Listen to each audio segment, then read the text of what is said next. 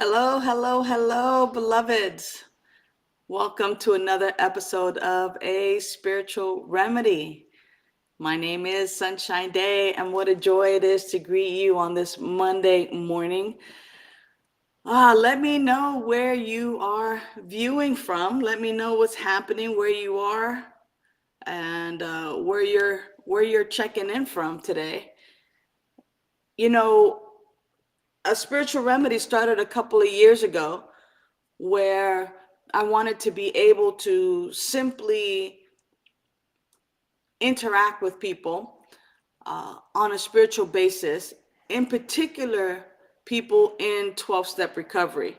Now, the reason I say that is because, as someone who's also a recovering alcoholic, good morning, Chan. So good to have you with us this morning. And Nancy, good morning, good morning. As someone who is, and of course, Sunny Day, hey. Now, I did say I wanted to say something besides good morning. So hello and top of the day to you. So what I see is I see clean and sober people living their best life and loving it. And that, of course, expands to I see people uh, enjoying their life, living their best life. And how I imagine that happens is by people learning spiritual tools and practicing spiritual tools and using these spiritual tools to enhance their living.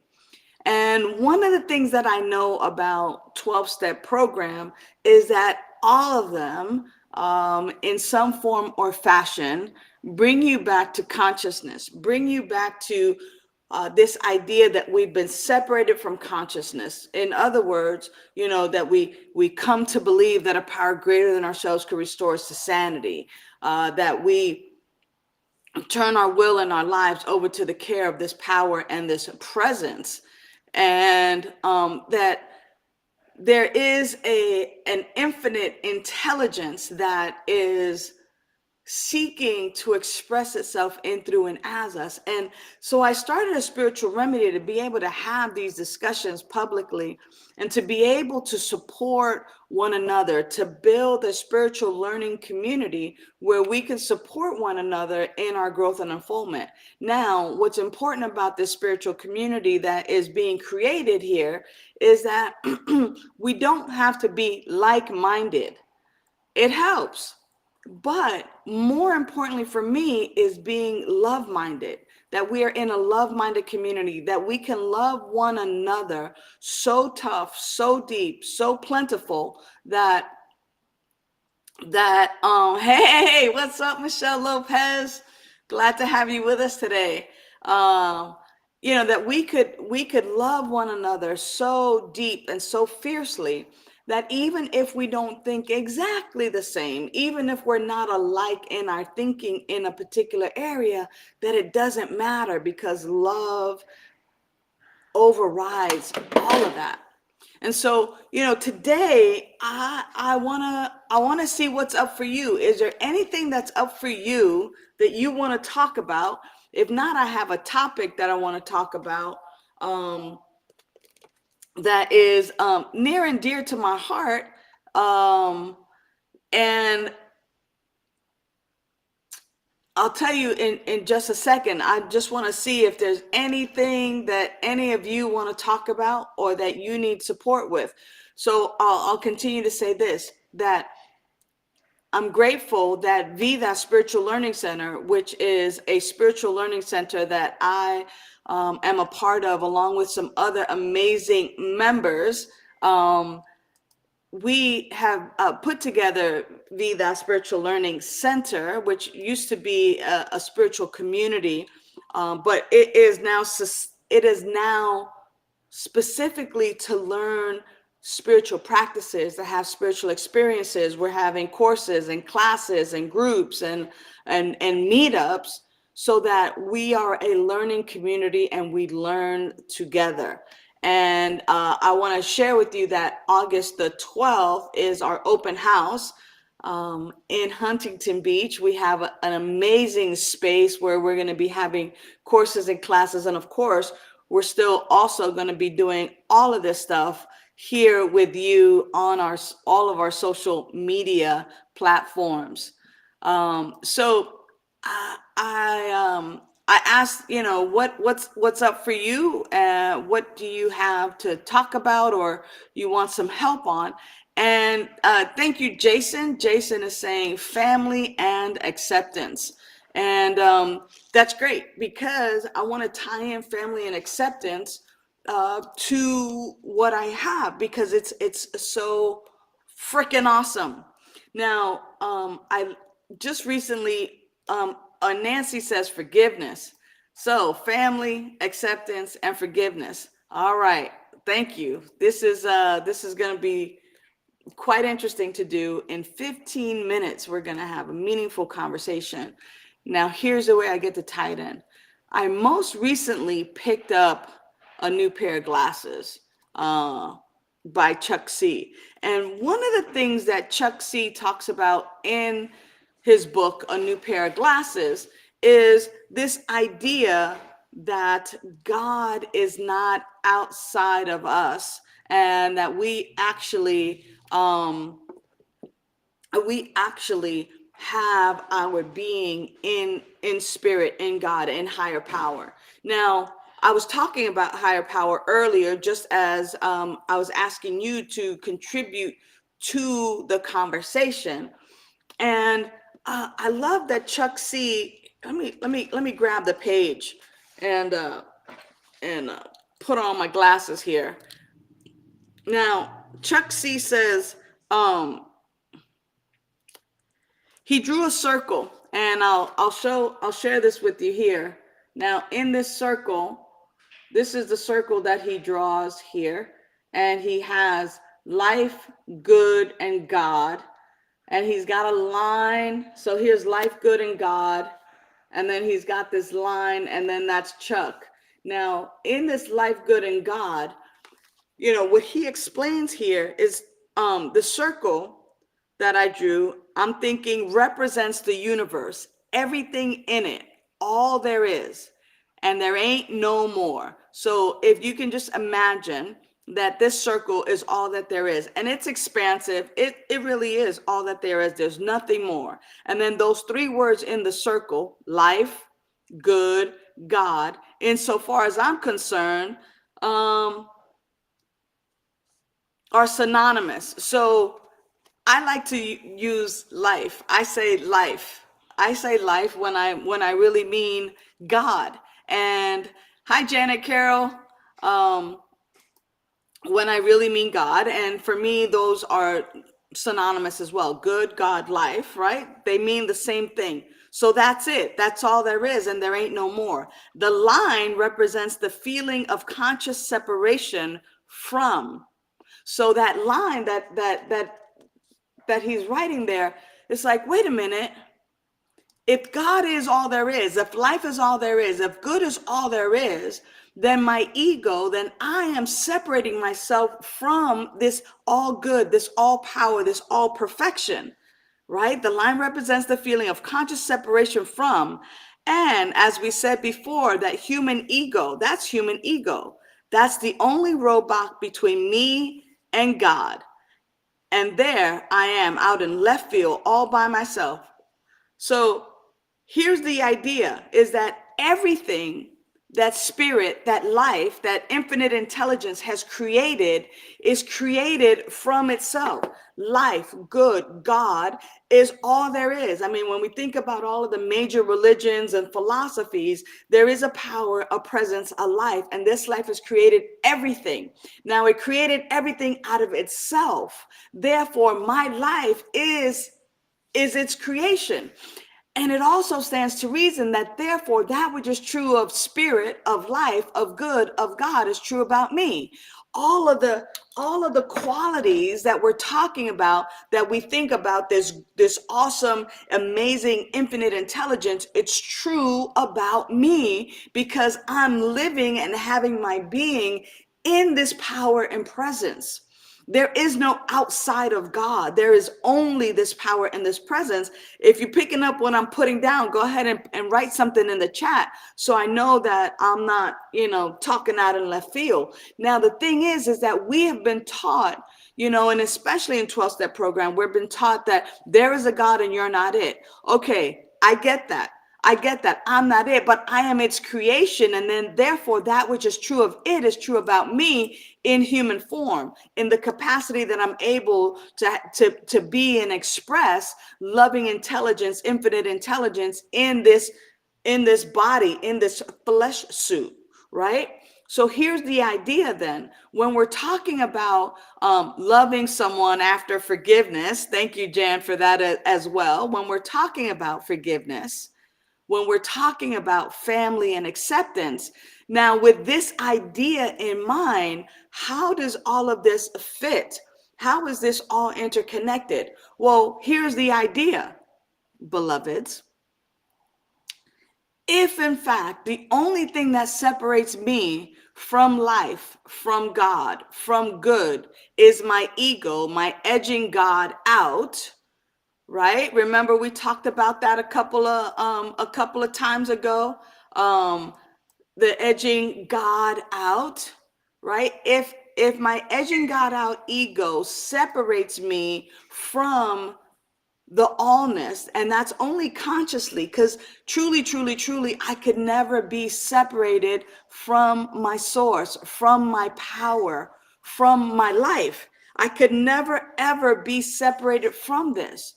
So when I instead entertain good only or entertain God only, when I recognize that there's one power, one presence, one life, it has created everything out of itself. Therefore, my life is its life. The life of God is the way that I express in human form, that I am the life of God in human form. And that which is true of spirit is true of me. Then it also stands to reason that your family members are also the same, right? That their true essence, just like your true essence is pure spirit, that their true essence is also pure spirit. And that this idea of family and acceptance is that when I see you, I see spirit. I see the unique, unrepeatable way that spirit shows up in human form. Now, I might not like your behaviors. I might not like how you walk, how you talk, how you speak to me. I might not like any of that. I might not like how you treat me. But so many times we forget who we really are. Now, and unless we're in spiritual learning circles like these, where we get to be reminded on a daily, on a weekly basis, who we really are and who we really are to one another, that we're actually all connected, like unless I become aware of that, I'm going to be hating on you. I'm going to be in unforgiveness. Let's see what my friend Jeanette Bronson has to say this morning. Good morning, beloved. Some of my best thoughts come from left field, but yeah. But yeah, this works. Absolutely. I mean, sometimes we do have to be so far out there, right? So separated from life and where we're looking kind of like, how come I'm not at the party? Right? How come I'm not the party? Oh yeah. Like even in my drunken days when it's just like, how come my life is like this?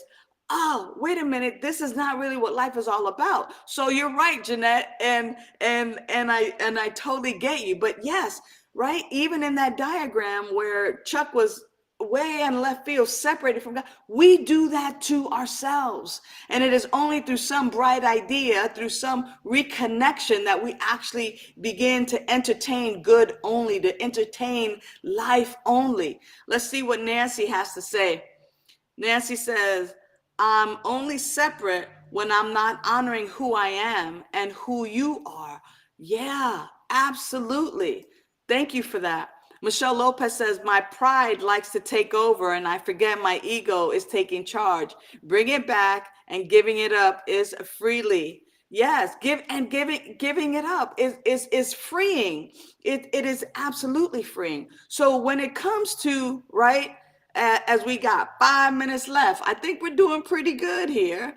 Um, as we begin to look at this idea that living energy, that force, that power, that presence, that is life, that inhabits us, that is occupying this human flesh, um, that is what connects us. So that breath of life, that life energy in me is a life energy in you. That's what makes us interconnected. And because people forget who they are, and because people forget that who we are is spirit, pure spirit, the essence of spirit, that we are love, that we are light, that this is who we are. And we begin to believe that we're against each other, or that because we're different, that there's something wrong with you or something wrong with me. And that is the furthest from the truth. Infinite intelligence and spirit has created everything to be variety and difference. There are no two things that are exactly the same, not even our own fingerprints, right? So the idea of forgiveness is to give up this idea that that person has wronged you, right? Here's the idea is, let's pick a name. We'll pick Chuck. We'll pick Chuck. Okay, Chuck, I have this expectation that Chuck is supposed to be a particular way because, Chuck is a husband, a man, a woman, because Chuck is this or that or the other thing. It could be your partner, fill in the blank for the name Chuck. This is my mom, my dad, my sister, my husband, my best friend, my lover, my coworker. Like, we have these ideas and expectations on who people are supposed to be. And that's where we go wrong, because we have these expectations. Oh, well, society says this. Well, yeah. And, keep living up to that right there. But Chuck is not who I thought Chuck was.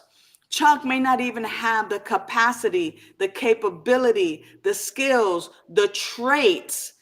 Good morning, Mahogany. Hello, beloved. The traits, the characteristics to be who I want him to be, or her to be, or whoever to be, or them to be. But who's that on? That's on me. That's on me. I have this expectation that they're supposed to be a particular way. They didn't even get the memo. And even if they do get the memo, they get to live their life the way they get to live their life. I just don't have to be a part of it. And so because I'm the one expecting someone to be a particular way, I get to reel it in and kind of be in acceptance. Not kind of be, I get to be in acceptance and go, this is who Chuck is right now. This is who Chuck is right now. And because this is who Chuck is right now, I get into acceptance. I get into that acceptance that this is who they are. This is who she is, who he is, all of it. This is who they are. Jan says, I'm taking with me, I am the life of God in human form today. I love that. I'm so glad. Yeah. And Michelle says it so clearly right here. Not everyone is for me, and that's okay.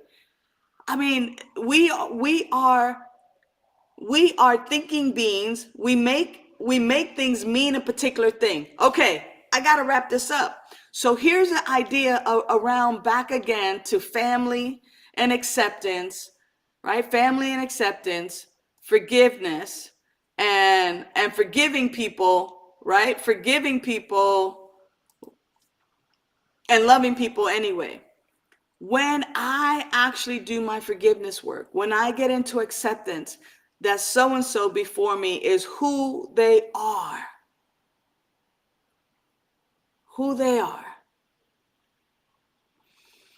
and it's me who's made up this pedestal from which they need to stand, that it is me that has set this ball in motion. And I get to go, wow, they are showing me who they are in this moment. And I need to get into acceptance of that. This is who they are. They're not capable of being what I want them to be, but who am I to want that, right? Am I back in ego that I think that I'm better than them or that I know better for them? Or am I just pissed at them because they're making my life so inconvenient? If you would only do what I want you to do, if you would only be the perfect wife, the perfect husband, if you would only manage this or do that or be this, my life would be easy. What happens is you're making it inconvenient for me. And I got to get with that, I'm inconvenienced, right? So Nancy says she wants me to stay after class. So I'm going to stay for 2 more minutes. All right, Rev Kev, just like I said. So here's the thing. Here's the thing. I get to let it go. I get to let go of those ideas and thoughts and beliefs of how I saw this person being and just be in acceptance. And because spirit is love, because God is love, because life is indeed love, then come from that loving place. I get to forgive myself for having these thoughts and pedestals in which in which I put people and place people upon. And then I also get to love myself and I get to love them. And so that's the part about loving those who I have forgiven. Really, have I really forgiven them, or have I just simply given forth and given up this idea of who they're supposed to be? You let me know about that. But that is what I love about just kind of reading just a little bit from A New Pair of Glasses, about having this concept and idea of a higher power. And in the month of September coming up, I'm going to be having a couple of courses and classes. I'm going to be doing a class on living the serenity prayer. And then I'm also going to be doing a class on a new pair of glasses. So stay tuned for that coming up. Beloveds, I trust that today's word and that my enthusiasm and that my love for you and my love for life has been contagious. Thank you, Jan, for taking this with you. I think I'll leave us with that on that note. I'm taking with me, I am the life of God in human form. I encourage you to take that with you today and to really, really just be with that and the all that that means for you. All right. Until next week, know that you are loved and that you mean the world to me. Bye for now.